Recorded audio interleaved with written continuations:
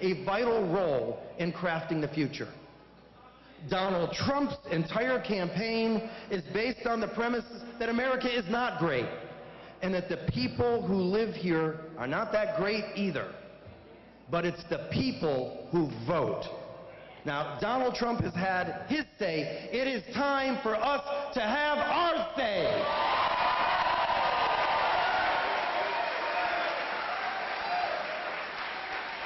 It is time for us to reject Donald's divisive campaign, to drive out the darkness that Dr. King spoke about, to drive out hate with love, because that's what we're all about here in St. Pete. Now, I want our next president to be someone full of optimism, someone who brings people together and lifts people up, someone who has dedicated their life to improving the lives of others. I want someone who honors each of us for our contributions to the greatest country on earth. I want Hillary Clinton to be our next president.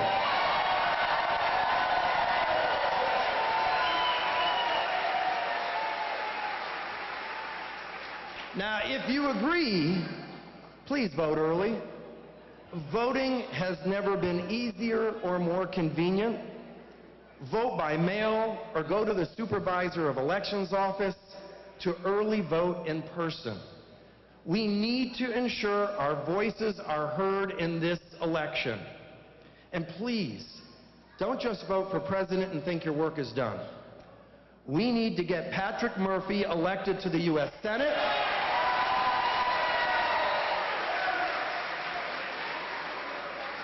And we especially need to elect Charlie Crist to Congress.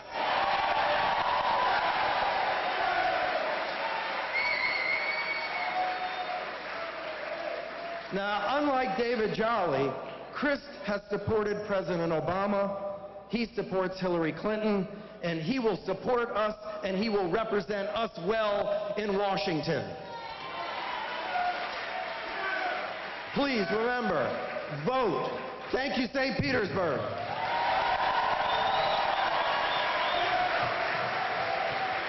Ladies and gentlemen, please welcome Florida Together organizer, Kayla Sanders.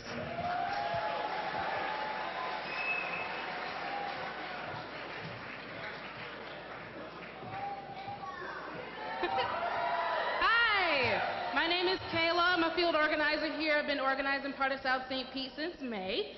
And I joined this campaign because there are a lot of things that frustrated me. I graduated from Florida State, came straight here, go Noles, because there are a lot of things that frustrated me about the campaign. But first I want to tell you about me, and hopefully you understand why I decided to be here for 6 straight months working 7 days a week.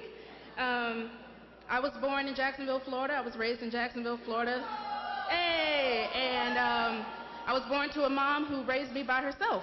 I had a single mother, and she held down the household. I had a strong family around me, but it was a strong family of strong women who always taught me to be opinionated, who always taught me to stand up for myself, who always taught me that always stand up against the things that come at you, and never stand down to the things that try to put you down, never settle for less.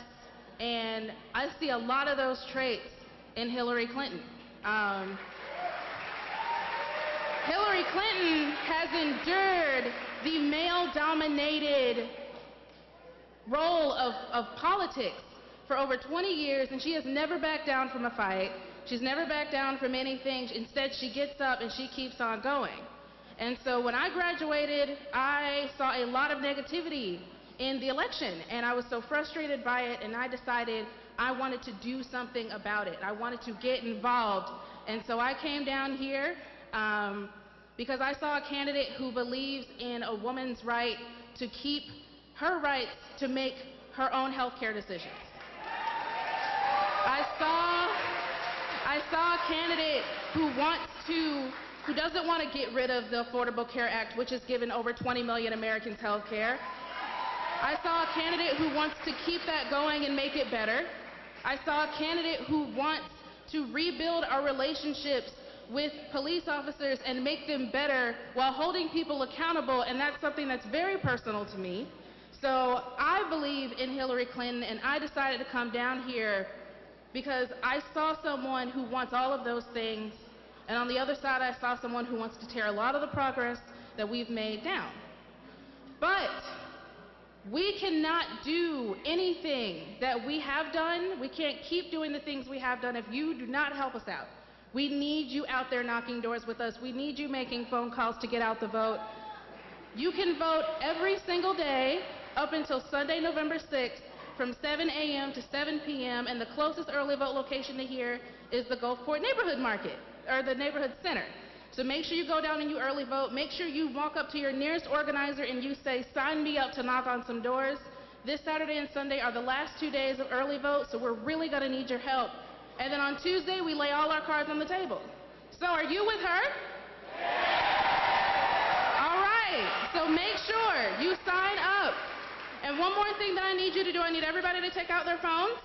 You could all just do that, you probably already have it out. And then I need you to text FL to 47246. And you can get updates about things that are happening in your area and more ways you can get involved. So again, you can text the letters FL to the number 47246. But other than that, I need you all to go out and early vote. I need you to help us, and by knocking on doors and getting other people out to early vote, giving rides to the polls, help us out. We're gonna win this election as long as we do it together. Thank you so much.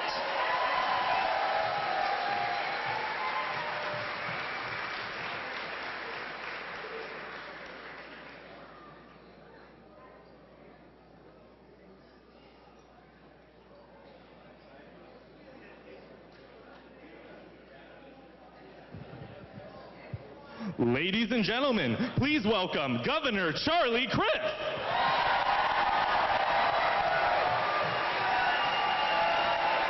How are you? Good evening. Well, he's about here, and that's good. I love you more. You know, this is quite a moment in our country's history. Welcome to St. Petersburg, Florida, first, huh? And I am honored, I am excited, and I am humbled to share this evening with you. This year, we are being asked to choose a president. To choose a president, which is an important question in and of itself. We are being asked a very fundamental question about ourselves. Are we stronger divided, or by race, gender, or wealth, or are we stronger together? That's the question. You know, I'm with her. And I know you're with her, aren't you? If you're also with her, let's let the world know it. You know, a week from today is Election Day. But I bet a lot of you have already voted. Raise your hand if you've already voted. Don't we love Florida? Now I'm going to say something. I'm going to say stronger, and you answer either together or divided. Are we stronger? You want us to be stronger? When she gets elected, we will be stronger together. That's what this is all about. We're talking about the White House. We're talking about the future of our country. We're talking about doing the right thing, making sure that we all come together, that we work together as a nation, under God, and do what's right for the people of our country, our state, and our St. Petersburg. This is our opportunity to make a statement. We have a great president with us here tonight. Her husband, great president, tremendous American. You know, our economy was rocking and rolling when President Bill Clinton was president. So when he does come up here, please give him a warm St. Petersburg, Sunshine City welcome to the President of the United States on behalf of the next President of the United States, Hillary Rodham Clinton. God bless you, St. Pete. Thank you.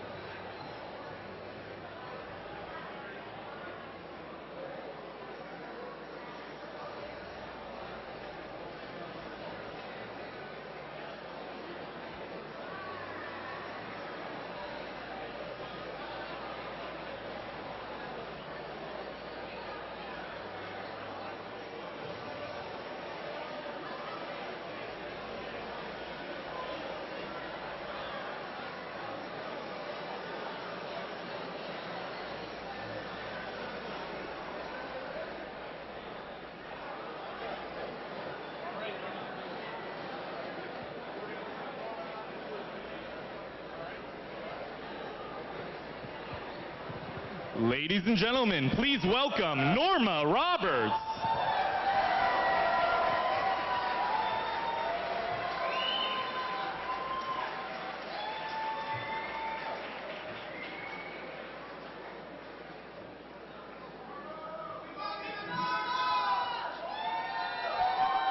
Love you too. Hello, everyone. How are we doing today? Well, my name is Norma Roberts. I'm a native Floridian, born and raised in St. Petersburg, Florida. You know, I've seen a lot of changes. In my lifetime, a lot of changes. But I know, without a shadow of a doubt, that right now, I'm looking at some of this nation's finest, most courageous, most thoughtful people in political history. That's you. And this is not going to change, because we are here for one single purpose. That is to make sure that Hillary Clinton is elected as our next President of the United States of America.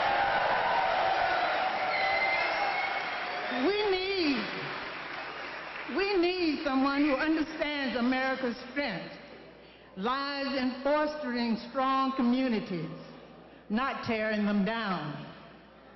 We need someone who understands true power arises from respect and integrity, not childish playground antics.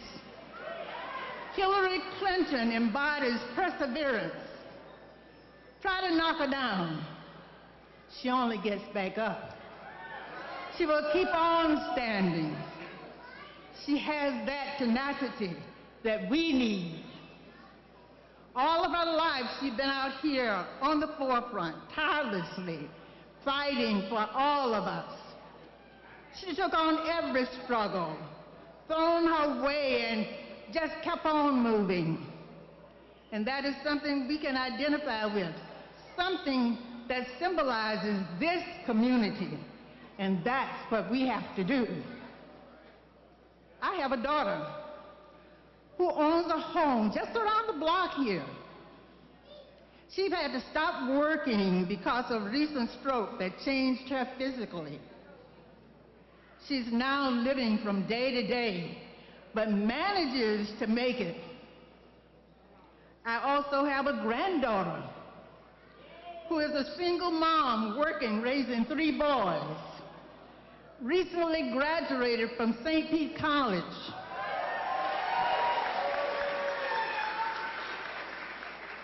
In that same month of her graduation, she moved into a brand new home that she worked with Habitat for Humanity to build. This is the hope that Hillary brings to us, not the fear perpetrated by that opposition. You see, Hillary represents these values that we try to instill in our children. That when you work to assist others, not just looking out for yourself, you'll get your rewards. And when you work hard, you can do and be anything. I'm with Hillary because we have to keep moving forward and create a brighter future. I want my kids, my grandkids, and my great-grandkids to know that if they work hard, they can live up to their greatest aspiration, whatever inspires them. The opposition tells you, come with me, vote for me. What do you have to lose? We all know the answer to that problem. We know what that answer is, and that answer is everything. Looking back on the past few months, I'm proud of the way Hillary Clinton has run her campaign. Despite all the ridiculous distractions, her opponent relishes in attacking people, bringing them down. But try as you might, he can't bring Hillary down. She says, I'm still standing. And that's something men and women everywhere both aspire to. You see, you don't mind the small stuff, and he is just small stuff. That's the reason that I am with her. As a community organizer, I've had the pleasure to help the community understand the power of their vote. This is truly a historic election. Together, we will make a difference and elect Hillary Clinton as our next president.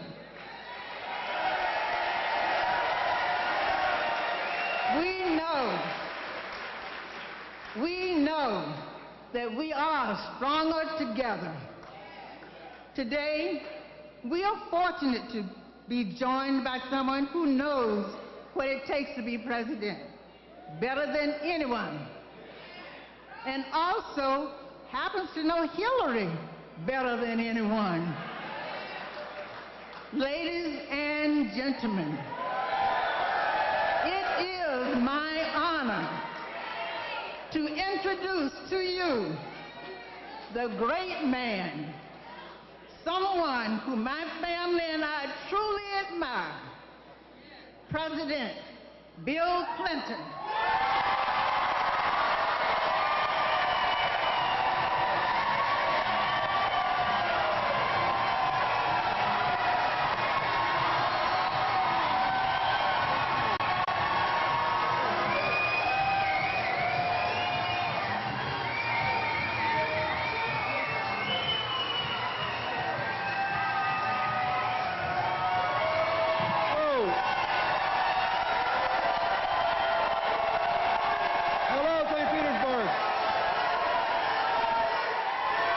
Thank you. Wow. Thank you.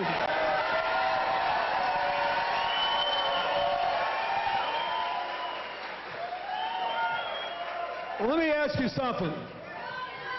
Wouldn't you like to have the energy, the passion, and the speech-making ability of Norma Roberts when you're 81 years old? Let's give her another hand.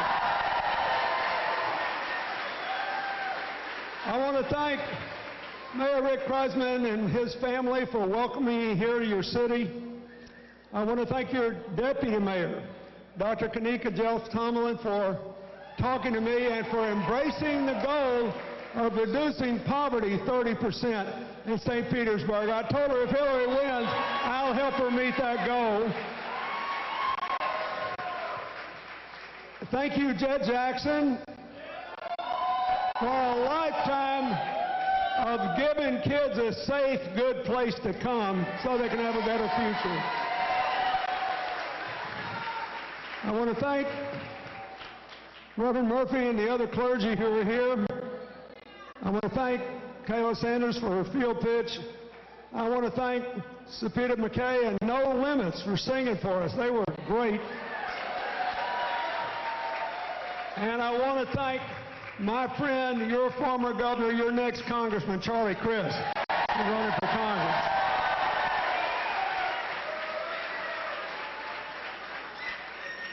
It's very important to Hillary and to me that you give him a big vote. And Patrick Murphy, the next president needs to be able to govern. We don't need any more gridlock, endless fighting over nothing. He needs to be there. When Charlie Crist was governor, he did something that's inconceivable today. I've got to do my business first. I'm supposed to remind you that you can vote early all the way through November 6th. So my first and most important job is to say to each and every one of you, if you hadn't voted yet, please do it and do it early. Secondly, if you have voted, please volunteer to help us get more people there. You know what this is about.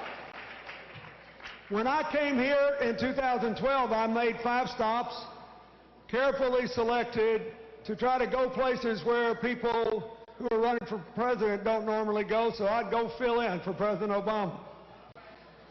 And he did pretty well in those places, but it was a tight election. You remember?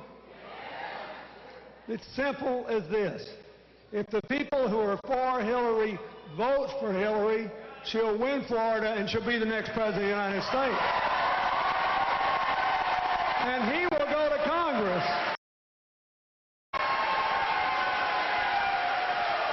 And Murphy will go to the Senate. Now look. So I want to tell you something. Voting means a lot to me. And I will say more about this in a minute because it explains why, if I were not married to our candidate, I would be more passionate in saying what I think about this race even than I can be now. Because I am a 70-year-old white Southerner. I know what Make America Great Again means. I know what it means. And voting rights means a lot to me. I'm old enough to remember when African Americans were either denied access to the polls or where the power brokers bought poll tax receipts in rolls. And then the employers drove flatbed trucks up. And somebody would stand there and rip these receipts off and give it to African Americans while they were herded onto the back of flatbeds. And then they would be watched in the polling place to make sure they voted the way they were supposed to vote. And if they didn't, they could lose their jobs. Then, when we got voting rights, there was a lot of discrimination because, among other things, no matter how hard you worked or how many taxes you paid, if you had once been in trouble, you were denied the right to vote for life. When Charlie Crist was governor, he tried to give people the right to vote after they had served their sentences back. Now, a lot of people were for that then, now, but they weren't then. He did it. It wasn't necessarily in his interest to do it. He did it because it was morally right. We need people like that in the United States Congress, and I want you to send them there. Now, you know, when this election started, I knew it would be challenging because the financial crash in 2008 had a very long tail. I mean, when the election began, median family income in America was about where it was the last day I was president. And the cost of everything had risen. State legislators all across America had cut back on their aid to our education system. So schools were growing faster than we could properly fund them. And colleges and universities were left without the support they used to have. So tuition was going through the roof and student debt was exploding. So there were a lot of people who thought, where do I fit in America's future? The political and economic order had been discredited. But then we had to step back and say, well, that's true, but America's still the best performing big economy on earth. And I want you to hear me. I believe with all my heart that 5 years from now, the experts will give Barack Obama a lot higher credit for running this economy than they have. And I believe that. I believe it for the following reason. We just celebrated our 79th straight month of job growth. Now, when I was president, we had the only period in 50 years where everybody rose together without regard to race or income group. And the bottom 20% of our workers increased their income in percentage terms more than the top 20% did. And 100 times as many people moved from poverty, 100 times moved from poverty into the middle class as did when President Reagan was in office, and poverty went up under the other two. But I never had 79 months of job growth. So I thought, well, we'll have this election, and we'll talk to one another about how the economy can be made to work for all Americans, and whether we should go back to trickle down on steroids, which is what Hillary's opponent recommends, cut taxes for millionaires, billionaires, and all big companies, or whether we should grow the economy from the middle out and the bottom up. Right? First, with an infrastructure program that improves our roads, bridges, ports, airports, and rails, but also protects our coastal cities from rising water levels. That's infrastructure.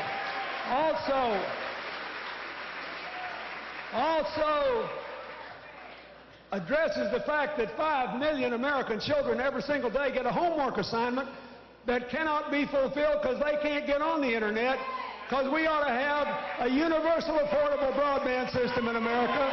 That's infrastructure. And also, because Flint, Michigan is nowhere near the only place in America where our children have elevated lead levels in their blood. Children of all races, all faiths, all backgrounds.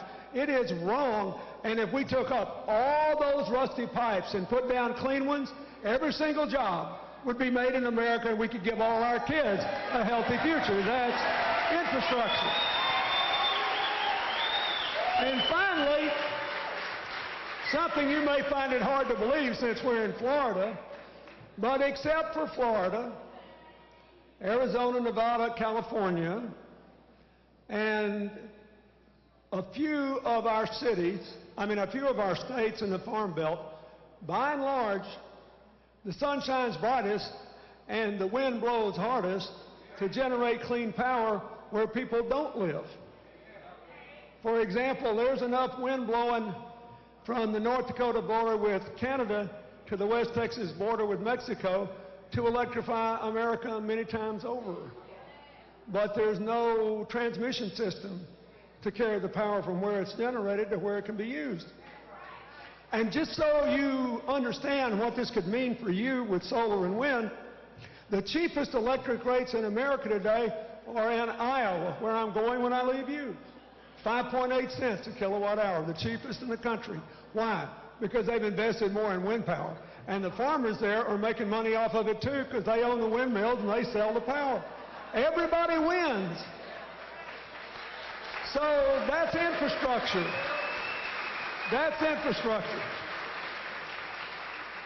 I thought we could have a debate about the Dodd-Frank law that President Obama signed. It requires these big banks in New York to keep bigger reserves and stops them from gambling with our financial future and wrecking Main Street's economy again. But a lot of people are following the rules in making small business loans, so it's really hurting us. When I was president, we were always in the top 5 countries in the world in new small businesses. We are not in the top 10 anymore. 2/3 of our new jobs have come from small businesses. So I thought we could have a good debate. Hillary's opponent says he's going to repeal the whole bill and let them gamble with our future again. Hillary said, not me, I like that part of the bill. What we need to do is loosen the rules at the bottom so small business loans can be made again in every community in America and give us a chance to grow together again.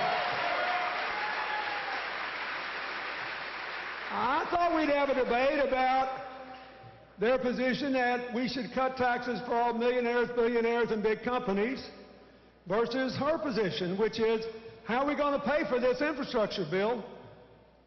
Everybody with an income of $1 million or more ought to pay at least 30% of their income in taxes. And I have a different view about big companies.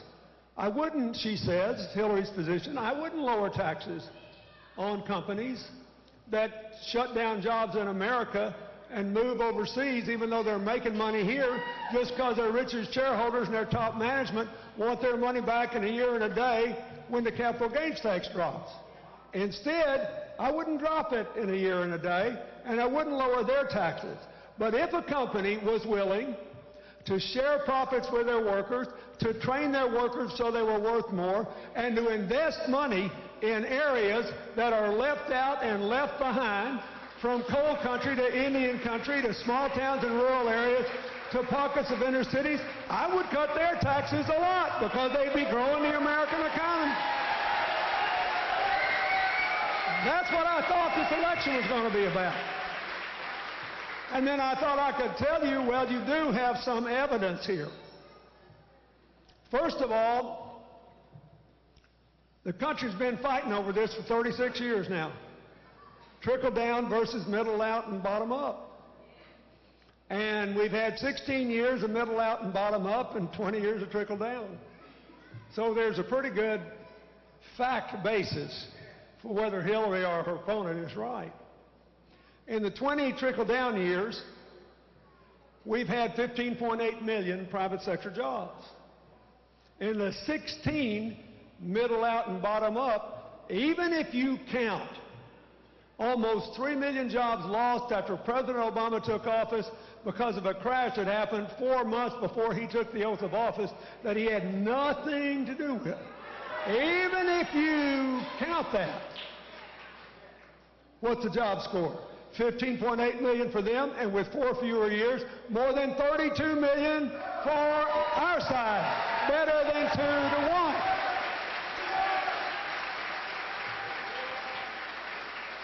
When Hillary presented her plan and her opponent presented his, a man who was Senator John McCain's main economic advisor when the president and he ran against each other, analyzed them.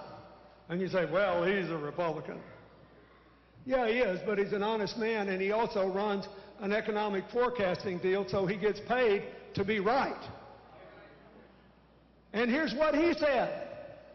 He said, if you enact his plan, it'll explode the debt, we still won't invest, and it will cost us 3.5 million jobs. It'll cost us 3.5 million jobs. If you enact her plan, it will add 10.5 million jobs. So, I see all these ads and say, what have you got to lose? So if somebody around here asks you that, say, I'll tell you what we got to lose. 14 million jobs. I have no intention of losing them. I am for Hillary for president.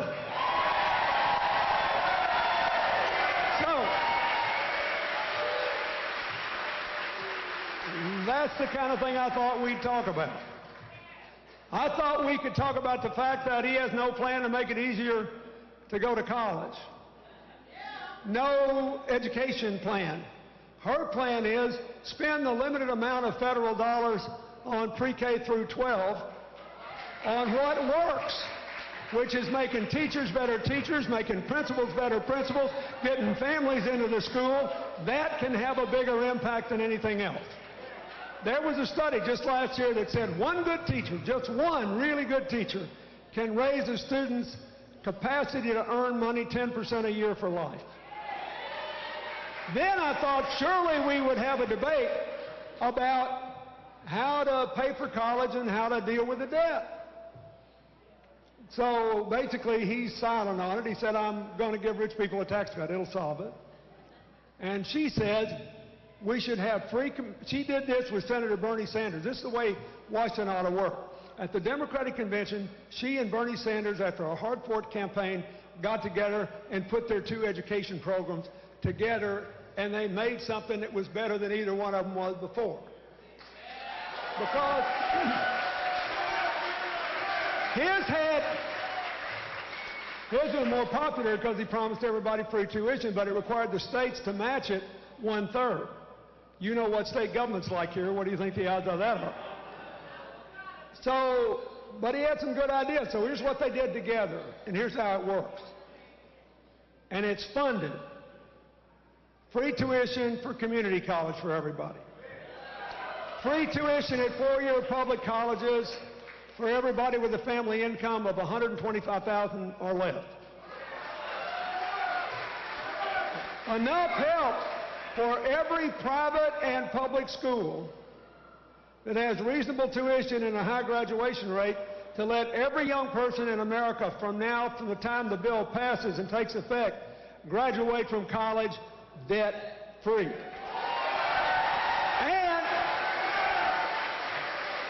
And then, what about those that already have debt?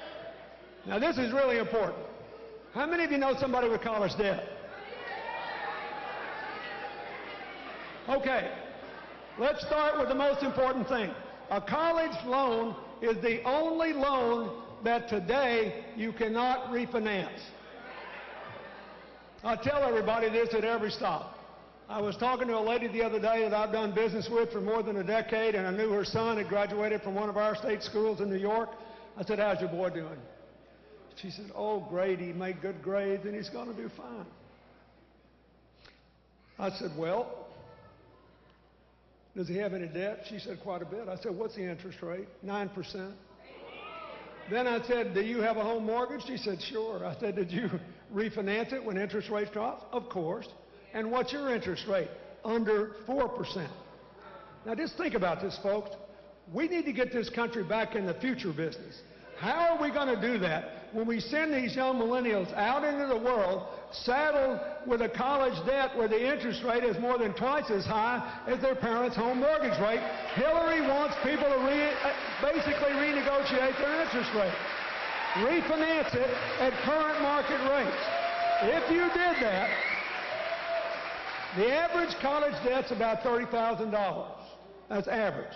Some people owe $200,000. But the average is $30,000 nationwide. If you did that, 20 million young millennials overnight would save an average of more than $2,000. Then she would allow people options to pay it off. If you want to do an AmeriCorps job for 4 years or so, you could get rid of it if it was just the average debt altogether. If you take any kind of public job, if you're a teacher, a police officer, a nurse, a social worker, if you work in a drug treatment facility or a mental health center, anything like that, after 10 years, you don't owe anything. Meanwhile, meanwhile, no matter how much you owe, you can never, ever, ever be required to pay more than 10% of your after-tax income. Then, here's for many of you, would be the most important thing. Now, once you got this controlled, all the young people with college debt have a credit rating for the first time in their lives. They're not sitting there waiting for their college loan to go up. They're not sitting there strangled. So that means, having a credit rating, they can go to the bank. Suppose somebody here needed to borrow $50,000 to open an organic bakery. I'm making this up, but you get the idea. Today, you can't do that. Not if you've got college debt. You probably can't move out of your parents' home, but you sure can't borrow money to start a business. Under this system, if you qualified for a loan, your obligation to repay the college debt would be suspended for 3 full years while you got the business up and going. Now think what that could do for America. And we would all be better off. So I thought, that's what this election will be about. I thought, well, we'll be talking about immigration reform and why that would help to bring us together.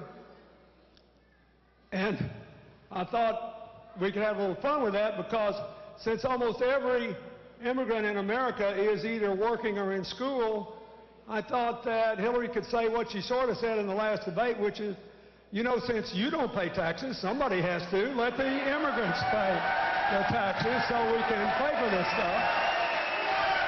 And I thought we could have a little fun. And I thought we could talk about the importance of equal pay and preschool and affordable child care and why we can't go on being one of only seven out of more than 190 countries on planet Earth that has no paid leave.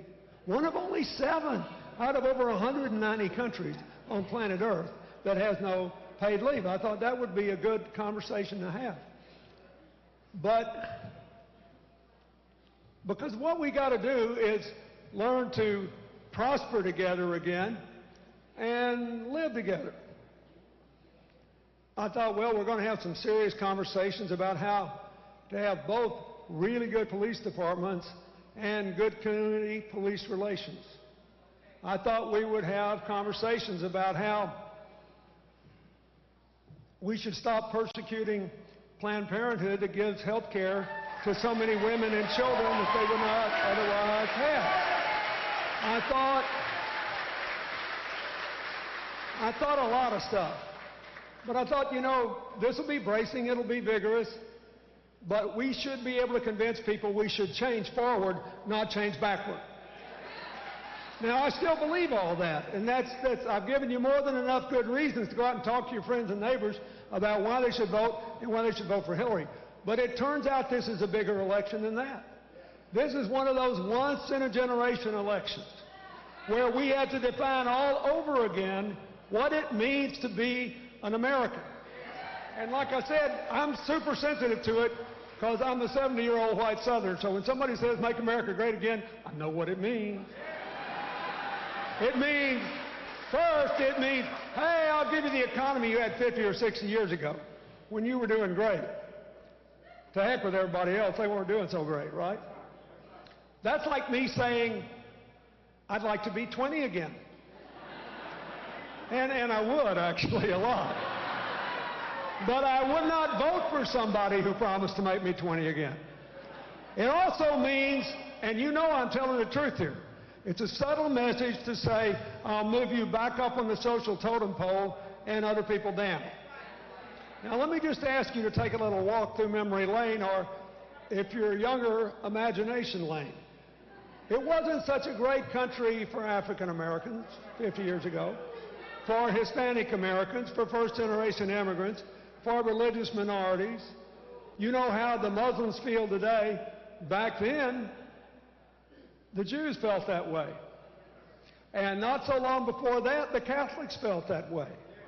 And one of the reasons that the Mormons are so reluctant to vote for the Republican nomination, even though they're probably the most Republican-oriented religion we've got because they're so into self-reliance, is that in the 1830s, when they were moving across from upstate New York to Utah, they went through state after state where officials invited people to kill them. This is about who we are as a country. The other day I was in Jacksonville at one of these rallies, and after I finished, I went down to shake hands. And I always look out for the smaller children because they get squished in it, so I get down and look, make sure I don't miss anything. So there's this kid with big eyes, beautiful young man, about 10 years old. He said, "Do you want to know why I'm for Hillary?"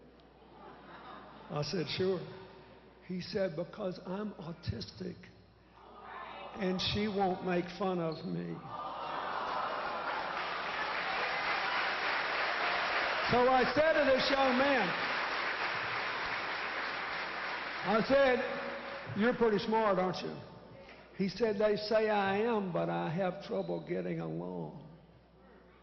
And I said, "Well, when Hillary was a senator, she worked with Democrats and Republicans to start a group to study autism and became the first person ever to run for president with a program to do something about families like yours, because we have tripled the number of children diagnosed with autistic conditions, and we still don't know what causes it, but we do know there are a lot of things we can do to make their path better. And so you should support her for that reason." He said, "I feel better now." Beautiful boy. Then I get to another, wait, it gets better. Then I get to another stop. And there is, standing right down here, a young man, looked like he was 10 or 11 years old, in red pants and a red vest and a tie. And I go up to him and he said, "I am a Republican." But he said, "I'm for Hillary." I said, "Why?"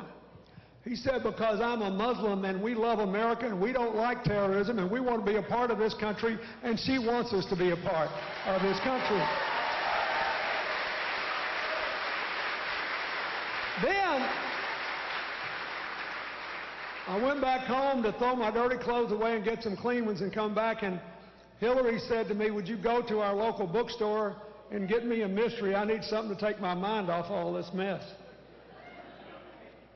So I went to this bookstore. There's a woman in our hometown that literally took her life savings out to open an independent bookstore. How crazy is that? I mean, just in the last year and a half. And I'll tell you the secret, by the way, she's making it. Go low and light on the inventory in the beginning, give people one-day turnaround, and stock the living daylights out of children's books because they still sell a lot.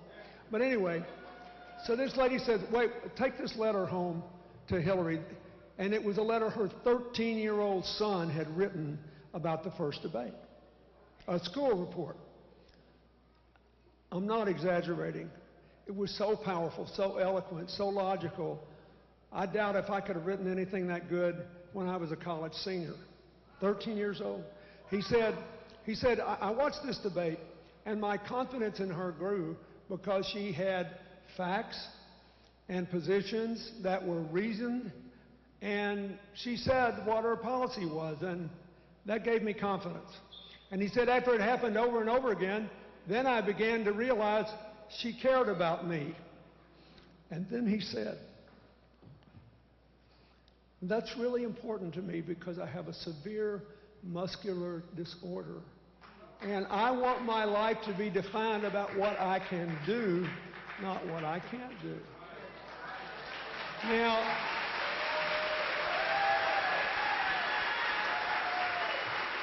this is a big deal. She's been working on this since the year she got out of law school, and she went to Massachusetts for the Children's Defense Fund to find out why there were so many children listed in the census that weren't in school, and it was because they were disabled and the state was not honoring its obligation. How many of you watched the Democratic National Convention on television? If you watched it closely, you probably heard this young woman give a speech. If you can't see her, it's because she's in a wheelchair. Her name is Anastasia Somoza. She's from New York. I had met her. Hillary and I met her when she was 9 years old. And she was picked to be in a televised town hall meeting that ABC News had. So she raised her hand. And she said, I remember it like yesterday. She said, as you can see, I have cerebral palsy, but I can speak and I'm properly enrolled in school. My twin sister, Alba, is just as smart as I am, but she can't speak. So she has to talk through what was then a rather rudimentary thing where Alba would feed in words and bridges and it would come out, you know, with a mechanical voice. But the law says if she can learn, she has the right to be in school. So she looked right at me. She said, I want you to get my sister in school with me. I mean, after all, you're the president. You can do this, right? It turned out to be more complicated than I thought, and Hillary got into it, and we fought, and we met her mother and her father and her brother, and it was unbelievable. They got a great family. But eventually, a couple years later, I received in the mail their school pictures, these twin girls both in school together. And I put them on the wall in the corridor of the Oval Office so I could go look at them every day to remind me what the presidency is for and what the job of the president is to be for the American people. Now, so that's what this election's about. Because Hillary, when she says we're stronger together, she means all of you. And her opponent said, no, we're not. Doesn't he? I mean, everything about this campaign's been about slicing and dicing. And then she says, you know, I understand why so many of you are angry, and your anger has a good basis, But in the end, you can't change your life with anger. We need answers. Answers are better than anger. And, I mean, go figure. She's the only person that's offered to help coal country in a way that will actually bring new jobs there and give those people a chance to create a new future. So she says answers are better than anger. And he says, oh, no, they're not. I need people to be really mad so they don't really think, and I can run this deal I'm doing. And then she says, I understand why you're frustrated. And boy, do I understand it. I know what it's like to come from a culture where people get up every morning, look in the mirror, and believe they are powerless to make tomorrow better than today. It's a deadening feeling. I get it. But just being frustrated doesn't change anything. Hillary says empowerment is better than resentment. And he says, no, it's not. How you think I'm going to win this election? Just by driving people crazy and thinking I hate the same people they do. Right? This is what it means to be an American. Who decides? You're going to decide. You're going to decide by who you vote for. You're going to decide by whether you vote. You're going to decide whether you care more about this man's ability or his disability. How do you define America? You're going to decide about whether you care more about what you have in common with this man because of his religion, or whether the differences are all that matter. You're going to decide all these questions. This is bigger even than the economy, than the social issue, than everything. What does it mean to be an American? She says, we all like competition. We're about to have 6th game of the World Series tonight. It's football season. Only one person can win the election, but we're the oldest free democracy in history because we cooperate. We set rules. There are things we just won't do. The rule of law, the honor of the system, it's kept us going. Cooperation is better in the end than constant, endless conflict. And he says, no, it's not. If people believe that, I'm toast. I've got to have people really, really mad. And finally, she says, every time I look at somebody, and have since I was helping African American teenagers get out of adult jails when I was in law school, since I was registering Mexican Americans in South Texas whose families had been citizens for a century and still they were shut out of the political system. When I went down to Alabama to try to take illegal federal tax exemptions away from people running segregated schools under the guise of running legitimate academies, through my work for education as First Lady, through my attempts to increase adoptions out of foster care in the White House, through the Children's Health Insurance Program, which still insures 8 million kids, through everything I did as a senator, everything I did as Secretary of State, I believe